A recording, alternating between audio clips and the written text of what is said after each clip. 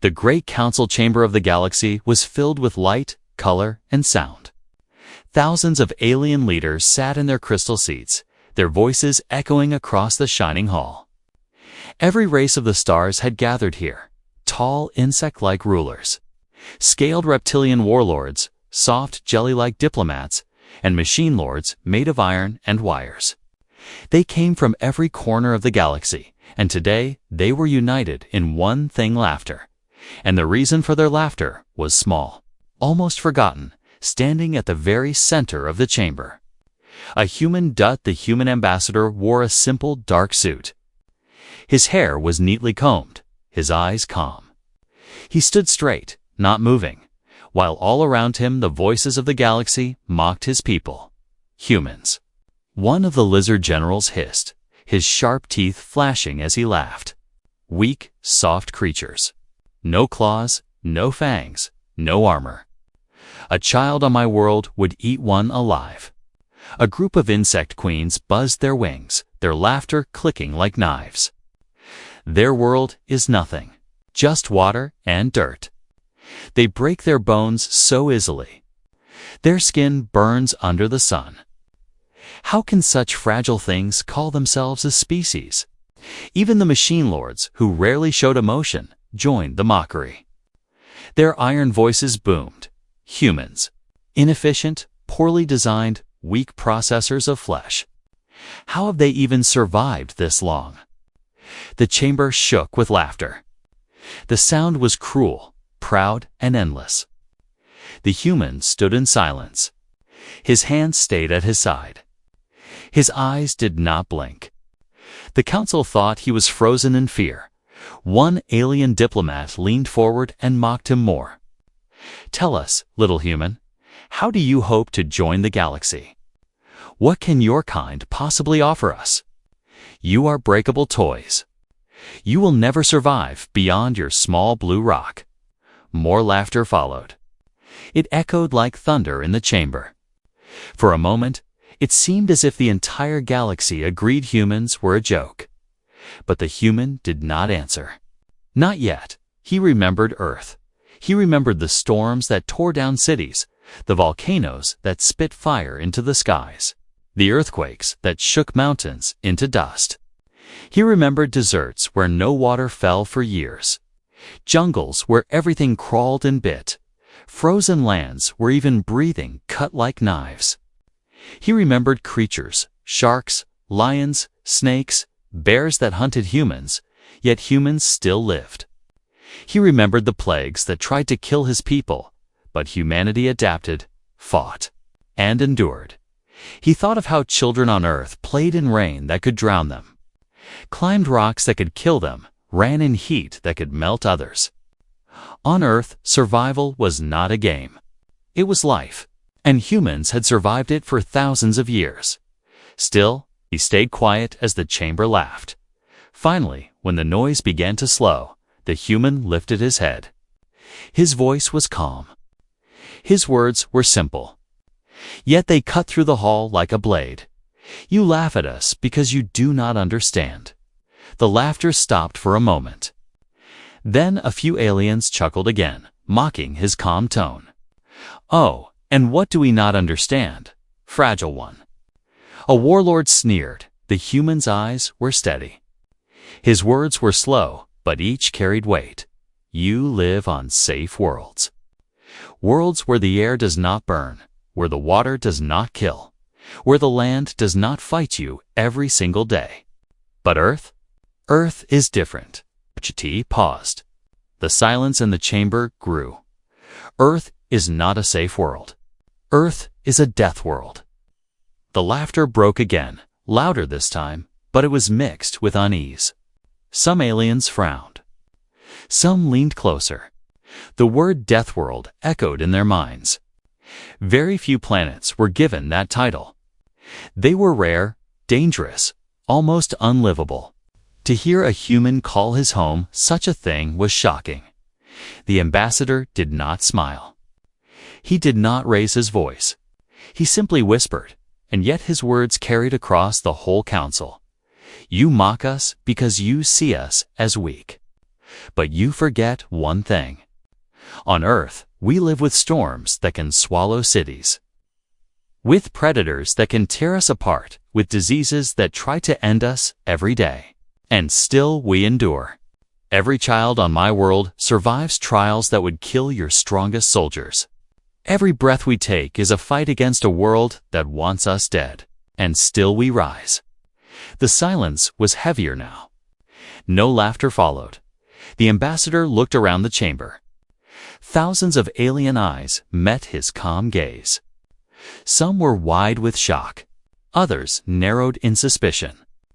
A few shifted in fear. At last, he gave his final words. You laugh at us now. But you have no idea what it means to be human. You have no idea what it means to come from Earth. One day, you will learn. One day, you will see why no one laughs at a death world. And with that, he stepped back, his face unreadable. The chamber was silent. The laughter had died. Only whispers remained, for the first time. The galaxy wondered if they had made a mistake. Asterisk, the council chamber had fallen silent after the human ambassador's words. The laughter was gone, replaced by whispers that spread like wildfire through the galaxy. The word he had spoken, Deathworld, in the minds of rulers, soldiers, and scientists alike. It was not a word used lightly. Deathworlds were legends, cursed planets where even the strongest civilizations refused to settle. For one to exist in the center of a peaceful star system, and for fragile humans to call it home, was unthinkable. The first doubts began among the scientists. They were creatures of logic, not pride, and pride had made the council laugh too soon. After the human speech, they returned to their laboratories and research chambers. They searched the archives, digging up long-ignored data about Earth. A young alien biologist named Viral was among them. Viral belonged to a species that had evolved on a calm, fertile planet where nothing larger than a bird hunted them. His kind were brilliant scholars, but not fighters. Yet, as he read reports about Earth, even his calm hands began to shake. He found records of storms so violent they swallowed entire coastlines. He read about volcanoes that tore holes in the sky, releasing rivers of fire. He studied earthquakes that ripped open cities as if they were toys. He saw that humans built homes, towns, and nations on land that could betray them at any moment. And then there were the creatures. The first time Viral saw the image of a shark, he nearly dropped his datapad. A predator as long as a starship's hallways, with rows of teeth designed only to tear. He watched a recording of a lion hunting, its claws ripping into flesh, its roar shaking the savannah. He read about snakes that could kill with a drop of venom and spiders that hunted with silent patience. He even found the strangest horror-tiny insects that carried death in their bite. Unseen until it was too late, each report ended the same way. Humans live among them. Humans fought, adapted, and survived while surrounded by dangers that would have exterminated most species in a single century. The scientist whispered to himself, "How? How can they endure such a world?" He was not alone in his fear. Across the galaxy, others began to study. Reports spread like whispers in the dark. Soldiers who had laughed now grew uneasy. Commanders muttered in low voices. Diplomats who had mocked humans at the council found themselves speaking of Earth with caution. A reptilian general known for his pride was the first to admit it aloud. If humans are born on a death world, they are not weak. They are forged. Every day they survive trials that would break us. Every human is a soldier, whether they wish it or not. Still, many in the galaxy clung to their pride. They argued that humans were only lucky, that survival did not equal strength. They said Earth was strange, but not special. They said humans would crumble in real war. But fear grew in secret. The whispers of Earth traveled from fleet to fleet, from palace to palace. They spread across markets, outposts, and academies. And in those whispers, one word always returned: Deathworlders. The human ambassador had returned to his ship by then. He spoke nothing more, but he didn't have to. His silence became more powerful than words. The galaxy filled in the silence with its own imagination. And imagination was often far worse than truth. Viral, the scientist, could not rest. Night after night, he read more about Earth. He studied diseases that wiped out millions, only for humans to rise again. He studied famines, droughts, and frozen winters that should have ended them, yet humanity endured. He read about endless wars where humans fought each other with fire, metal, and machines, yet always returned stronger than before. The deeper he looked, the colder his blood ran. He realized something terrible. Humans were not just survivors. They were shaped by constant struggle. Where other species avoided danger, humans grew in it. Where others fled, humans fought. Where others fell, humans adapted. They had not just survived Earth, they had been sharpened by it, like a blade against stone. Viral closed his datapad and whispered into the empty room. If this is true, then the galaxy is not laughing at prey. It is laughing at predators. And he was not the only one thinking such thoughts. A meeting of military leaders was held in secret. They spoke in hushed voices, afraid of their own words. If humans can survive storms that split mountains, what happens when they stand on a battlefield? One asked, if children of Earth grow strong in such chaos, what kind of warriors will their armies produce? Another muttered, for the first time. Fear touched the voices of those who once mocked. But fear was not the only thing spreading. Curiosity began to grow too. Some species wanted to test humanity, to measure if the whispers were true. Others wanted to control them, to use them as weapons. And a few, the wisest among them, whispered of something else: respect. Still, the majority did not believe fully. They needed proof. And proof, they decided, would come in trials. The galaxy that once laughed at humans was now preparing to watch them, to study them. To test them, the whispers of Earth had begun. And soon, the galaxy would learn what it truly meant to be born of a death world. The whispers about Earth grew into stories. The stories grew into fear. And fear soon pushed the galaxy to demand proof. Reports of storms and diseases were strange enough. But what truly unsettled the council were the creatures that lived beside humans. At first, they dismissed the records. They thought the images were lies, exaggerated tales made to frighten children. But when the research was confirmed by many worlds, the galaxy stared in disbelief. Earth was alive. Not alive in the gentle way most planets were, filled with harmless animals and balanced nature. No, Earth was alive with monsters. The council gathered again, this time not to laugh, but to watch. On massive crystal screens, alien scientists displayed recordings of Earth's creatures. The chamber was packed with rulers, soldiers, and scholars. Even those who had mocked the loudest leaned forward in silence. The first image shown was of the ocean. A dark, endless sea rolled across the screen. Suddenly, a shape appeared. A massive shark surged from the water, its mouth wide, rows of teeth gleaming. It tore into its prey, dragging it down into the deep. Gasps filled the chamber. Some alien leaders recoiled, their bodies twitching with instinctive fear. One insect queen hissed, That thing is real." The scientist nodded. "This predator is common. Humans swim in the same oceans." The silence deepened. The next image showed lions hunting across golden plains. Their speed was shocking. Their roars thundered through the chamber as they leaped onto prey many times their size. Their claws ripped, their jaws crushed. An iron-bodied machine, Lord muttered. Such beasts should not exist on a world with intelligent life. They should have been wiped out long ago. The human ambassador, who sat quietly in the corner, finally spoke. His voice was calm, almost bored. Yet they live, and so do we. The council shifted uneasily. More images followed.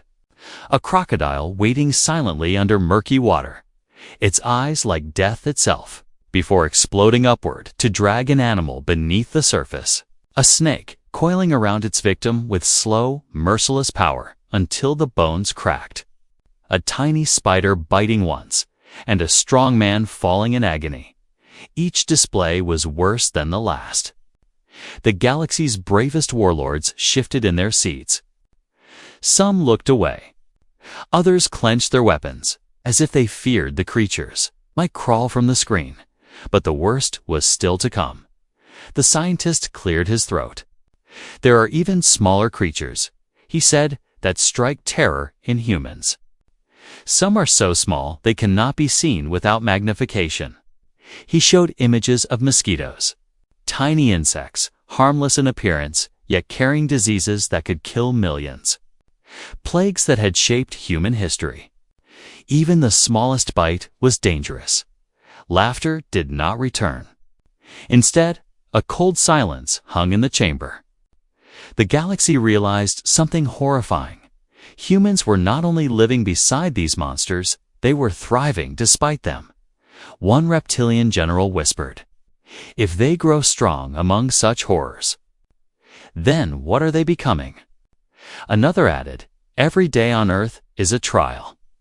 For a child to reach adulthood there, it is a warrior's path." The human ambassador remained silent. He did not need to speak. The evidence spoke louder than words. Then came the final recording. A storm over the ocean. Waves taller than mountains smashed ships apart. Lightning split the skies. Winds howled with the power of gods. And in the middle of it, humans clung to their vessels, refusing to surrender. The chamber trembled with the sound. Many aliens lowered their heads. For the first time, they did not see humans as fragile. They saw them as impossible. The lead scientist finally said the words that no one wanted to hear. By every measure, Earth is not a normal planet. It is a death world. And humans are not weak. They are the children of that world. Whispers filled the air again, but they were no longer mocking. They were fearful, cautious, uncertain. If they can survive there, what will they do out here? One diplomat asked, "If they can endure monsters, storms, and plagues, then no war will break them." Another replied. The human ambassador stood. He looked at the council, his expression calm but unreadable. His final words froze every heart in the chamber. "You have seen only pieces of my world. You call them creatures that should not exist. But they do exist. And every human carries their shadow inside. We are survivors not in spite of them, but because of them. Remember this next time you call us weak." The chamber remained silent long after he left, for the first time in history. The galaxy looked at humans not as prey, not as toys, but as something far more dangerous. Something forged by a world of monsters. Something to fear. The galaxy was restless. After seeing the monsters of Earth, fear and curiosity battled inside the minds of rulers and generals. The council could not agree. Some wanted to ban humans from ever leaving their world. Others wanted to recruit them to use their toughness as weapons. But most wanted proof that humans were as dangerous as the whispers claimed. So, a plan was made. The Galactic Council announced that humanity would be invited to take part in survival trials. These trials were designed to measure endurance, strength, and adaptability. They were not games. They were brutal tests made on neutral planets, places so harsh that most species never dared to visit. For centuries, the trials had been used to train only the strongest warriors of the galaxy. Now, for the first time, humans would face them. Many expected failure. Some whispered that the humans had exaggerated their stories. Others hoped the humans would die in the trials so the fear of Earth could be silenced. But when the announcement reached Earth, the answer from humanity was simple: we accept. And so, the trials began. The first test took place on a desert planet. The air shimmered with heat. The sand stretched endlessly, hiding venomous creatures below. Many alien teams stepped onto the burning ground with advanced suits, cooling systems, and protective armor. The human team wore little more than basic gear, their faces uncovered. The race began. Within hours, alien teams collapsed. Their water reserves ran dry, their machines overheated, their skin blistered under the burning twin suns. But the humans, they moved steadily, conserving their water, covering their heads with cloth, pacing themselves. They walked like they had done this before. One alien captain gasped in disbelief. How are they still moving? A human woman overheard and smiled faintly. We come from deserts too.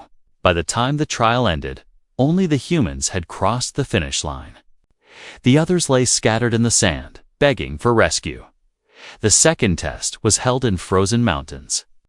The wind screamed like a living beast, and the cold cut through metal as if it were nothing. Alien soldiers wrapped themselves in thermal armor, but still shivered, still fell to frostbite. The humans built fires. They huddled close. They cut branches, shaped shelters, and kept moving. When one alien warlord asked how they could endure the endless blizzards, the human team leader simply said, "On our world. This is called winter." Gasps rippled through the watchers. The third trial was meant to break them completely. The contestants were released into a jungle filled with strange, deadly beasts. Venom dripped from the fangs of creatures that lurked in the trees. Plants snapped shut like traps. The ground crawled with hidden dangers. Most teams panicked. They fired their weapons wildly, wasted their energy, and were dragged down by the predators. The humans did something else. They watched. They listened. They studied. When a beast charged them, the humans didn't just fight, they adapted. They set traps with vines, sharpened sticks into weapons, and used the jungle against the monsters. Slowly, carefully, they turned the death trap into a battlefield of their own making. By the end of the trial, the humans stood alive, bruised but smiling. Around them lay the fallen bodies of creatures twice their size. The council chamber watching the broadcast fell silent once more. It was not just survival. It was mastery. Whispers spread again. This time, they were no longer mocking. They carried fear and awe. A reptilian general muttered under his breath, "They treat these trials as if they are everyday life." And he was right. To humans, deserts, storms, mountains, jungles all were familiar. They had grown up with danger as a teacher. Where others saw death, humans saw challenges. Where others surrendered, humans endured. When the last trial ended, only one team remained standing. The humans, the council could not deny it anymore. Humanity was not weak. Humanity was not fragile. Humanity was something else entirely. In the shadows of the chamber, one warlord clenched his fists. If they can do this with so little, what happens when they have armies? When they bring their Deathworld strength into the stars? No one answered him. But everyone thought the same thing. The laughter of the galaxy had ended. In its place was fear. And soon, fear would turn into something even more dangerous: respect. The trials were over, but the galaxy did not forget what it had seen. For centuries, the survival tests had broken the strongest of warriors, yet the humans had passed them all. Not only passed, they had dominated. They walked through heat, endured cold, and fought predators as if it were nothing new. And that was the most terrifying part to humans. It wasn't new. Word spread across the stars faster than light. In markets, in military stations, in hidden cantinas. Aliens whispered about the species from Earth. At first, the whispers were quiet, spoken with disbelief. But as stories spread, so did fear. They crossed a fire deserts without machines, said one merchant. They fought the jungle beasts with sticks and won, muttered a mercenary. They laughed in the snowstorms and called it winter, whispered a frightened scholar. The galaxy had many names for strong species warlords, conquerors, hunters. But now, a new name began to spread in every corner. Deathworlders. For most species, the word was a curse. Deathworlds were avoided, marked as forbidden. No sane being would live on such a planet. But the humans had not only lived there, they had been forged by it. That thought spread unease like a poison through every empire. Armies whispered among themselves. Soldiers who once mocked humans now avoided them in training halls. Mercenaries, who laughed at their fragile bodies, now refused contracts that involved fighting them. Even the great warlords, proud and arrogant, hesitated when the word human was spoken. One reptilian general, who had once mocked the ambassador openly, now admitted to his officers in private, "I will not send my soldiers against them. They are not prey. They are predators hidden in plain sight." The galaxy's rulers felt the shift too. Diplomatic envoys reported that planets were whispering of human danger. Some suggested striking Earth quickly before the Deathworlders grew too strong. Others argued it was already too late, but most simply feared. The human ambassador, who had returned to Earth after the trials, did not speak much. His silence only fed the mystery.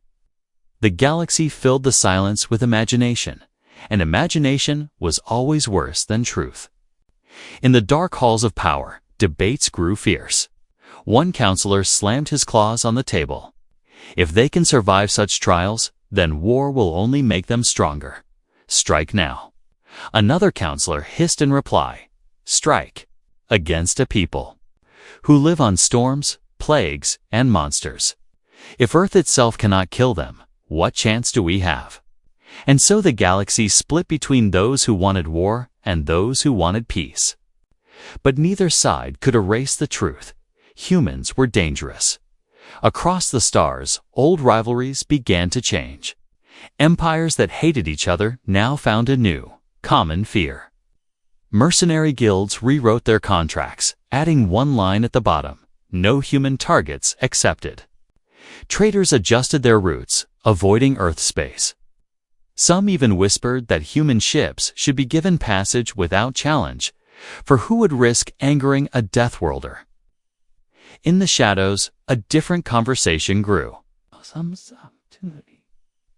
A few warlords whispered of recruiting humans into their armies, using their strength for conquest. Others dreamed of studying their bodies, unlocking the secrets of their resilience. And a rare few whispered of alliance, believing that respect, not fear, was the only safe path forward. But the fear was stronger than reason. On one distant world, a group of alien soldiers gathered in a tavern. They spoke in low voices, their drinks untouched. "I saw one of them fight," said a scarred veteran. "The jungle beasts ripped through my squad. But the human, he just kept fighting. Bleeding, broken, but still fighting. He wouldn't stop. He looked like death itself." Another soldier shivered. "They don't fight to win. They fight to survive. And survival is harder than winning." The room fell silent at those words. Back in the council chambers, the human ambassador finally returned. He entered the hall quietly, his steps calm, his face unreadable. Every eye turned to him. Once they had laughed. Now no one dared. He did not smile. He did not raise his voice. He simply looked at them and said, "We never asked for your trials, but you gave them to us. Now you know the truth. Earth does not make weaklings. It makes survivors. And survivors are harder to kill than warriors." The chamber stayed silent. No one laughed. No one mocked. When he left, the whispers began again. But they were no longer jokes. They were warnings. The humans are Deathworlders. The humans are predators. The humans are coming. And for the first time, the galaxy looked at its newest species not with arrogance, not with mockery, but with fear. The laughter was gone. Respect and dread had taken its place. Asterisk, the galaxy had begun to whisper in fear. But fear alone never stopped the arrogant. In every age, there were rulers who believed themselves invincible, empires too proud to listen to warnings. And so, when one galactic empire grew restless, its warlords made a decision that would change history. We will conquer Earth, they declared. If humans are strong, we will break them. If they are weak, we will erase their legend before it grows. Their fleets were vast shining ships armed with plasma cannons, carrying soldiers bred for battle. Entire worlds trembled at the sight of those banners. They believed the conquest of Earth would be swift, easy, a lesson to the galaxy that humans were not predators, but prey. They were wrong. The invasion began on a stormy night. Warships filled the skies over Earth, blotting out the stars. There, soldiers descended in fire, landing across forests, mountains, and cities. The invaders expected panic. They expected surrender. Instead, they found resistance. From the very first moment, Earth itself fought back. The fleets above were struck by lightning storms that tore through shields. Hurricanes rose suddenly, scattering landing craft like leaves in the wind. In the jungles, poisonous plants and venomous insects attacked soldiers who had never seen such threats. Diseases spread among their ranks within days. Illnesses their medicine could not cure. The galaxy watched in horror as broadcasts leaked from the battlefield. A squad of alien soldiers marched through a forest, only to be ambushed not by humans, but by wolves' silent shadows tearing into their lines. Another platoon marched across plains, only to be swallowed by a sudden tornado that ripped their machines apart. In the swamps, crocodiles dragged them screaming into the depths. And in every place, when the survivors thought they had escaped the world's dangers, the humans came. The invaders expected civilians to run. But humans did not run. Farmers armed themselves with hunting rifles. Workers fought with tools. Old men and women hurled Molotov fire at armored walkers. Children carried supplies through storms, their faces hard with determination. The soldiers of Earth-trained armies of every nation moved with speed and fury. They did not fight in neat lines like other species. They fought in chaos ambushes, traps, sabotage. They struck at night, at dawn, in storms, in silence, and they never stopped. One alien commander reported, voice shaking, "We shoot them, but they keep coming. We burn their cities, and they fight from the ashes. They do not fear death, they expect it. They fight as if survival itself is their weapon." Within weeks, the great empire's proud fleets were shattered. Their soldiers begged for evacuation, but Earth gave them no mercy. The storms, the predators. The plagues and the humans broke them completely. The last transmission from the invaders chilled the galaxy. A warlord's voice, once proud and mocking, now screamed in desperation, "Do not come here. Do not fight." Them, Earth is alive, it wants us dead. And the humans are worse than the storms. Then the signal cut off. The fleet was gone. When the war ended, Earth stood scarred but unbroken. Cities smoldered, but their people walked the streets again, rebuilding. Fields burned, but new seeds were already being planted. The humans did not celebrate. They did not boast. They simply endured, as they always had. But the galaxy had seen, for the first time, an empire that had crushed countless worlds had been defeated and not by superior technology, not by overwhelming numbers, but by humans, by Deathworlders. Fear spread like wildfire. Humans could do this with so little. What would happen when they expanded? When they built fleets, colonies, and armies to match the galaxy's strongest. In every palace, rulers trembled. In every barracks, soldiers whispered. They are not just survivors, one general admitted. They are victory itself, shaped by struggle. To fight them is to fight the world that forged them. The human ambassador appeared once more at the council. He did not wear armor. He carried no weapon. He spoke in calm, simple words that silenced the chamber. You thought Earth would break, but Earth broke you. You thought humans were weak, but we are children of storms and fire. And if you come again, you will learn that the first victory was not luck. It is what we are. The galaxy did not laugh. It did not argue. It only listened. For now, Earth was safe. But in every corner of the stars, one question spread like a shadow. What happens when the Deathworlders decide to leave their world behind? The invasion of Earth had ended in disaster for the invaders. Their fleets lay in ruins, their soldiers scattered or dead, their warlords humiliated. The galaxy had watched it all, and the whispers had turned into silence. No one laughed at humans anymore, but fear was not the only thing growing. Something else began to spread. Respect. At first, it was quiet.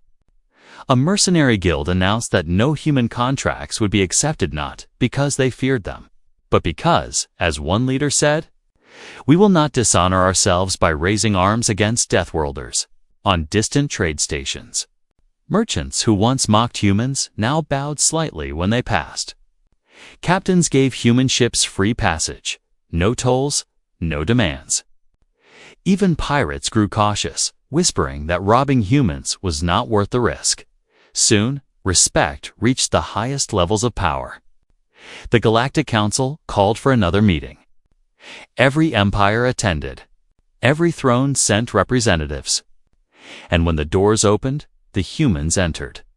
The ambassador walked calmly, his steps steady, his face unreadable.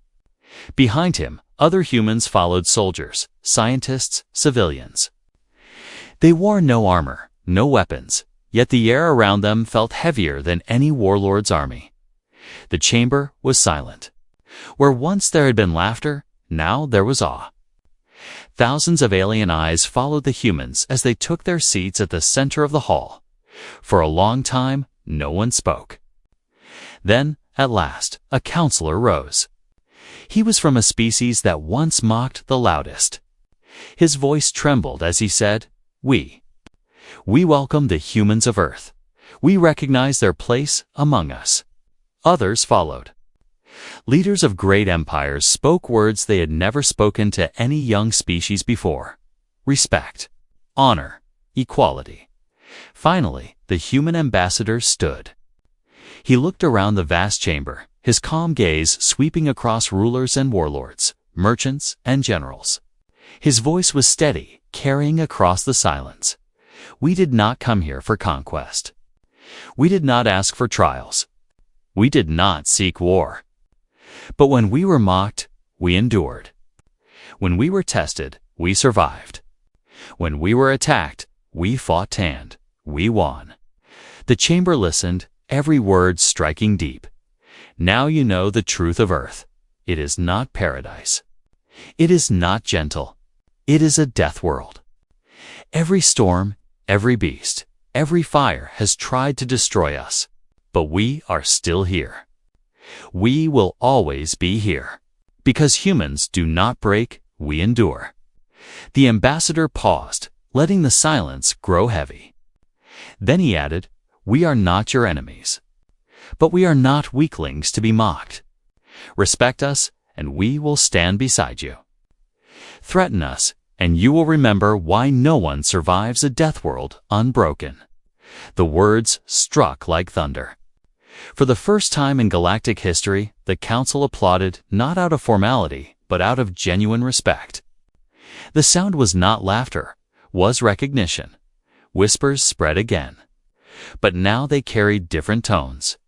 Deathworlders, but allies, do not cross them.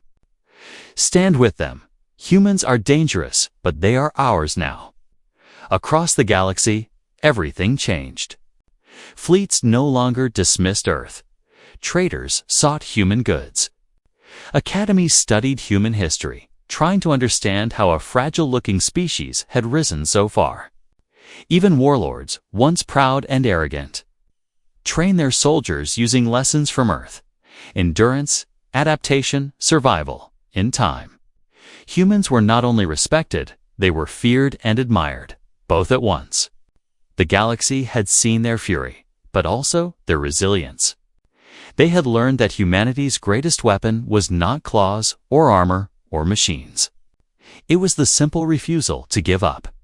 Back on Earth, people rebuilt their cities, planted their fields, and looked to the stars. They did not see themselves as conquerors. They were just humans, living as they always had, struggling, surviving, enduring. But beyond the sky, the galaxy now saw them as something more. One alien scholar wrote the words that spread: "Cross 1,000 worlds. The galaxy once laughed at humans. Now it bows its head. For who can laugh at children of a death world?" And deep in the council chambers, after all the applause, after all the speeches, an old warlord whispered to himself, "If this is how strong they are at the beginning, what will they become in 1,000 years?" No one answered, but the thought lingered. The laughter was gone forever. In its place stood respect that could not be broken, because it had been forged in fire, storm, and blood, and in the endless galaxy. One truth spread like light across the stars: humanity was no longer the joke of the universe. Humanity was the warning.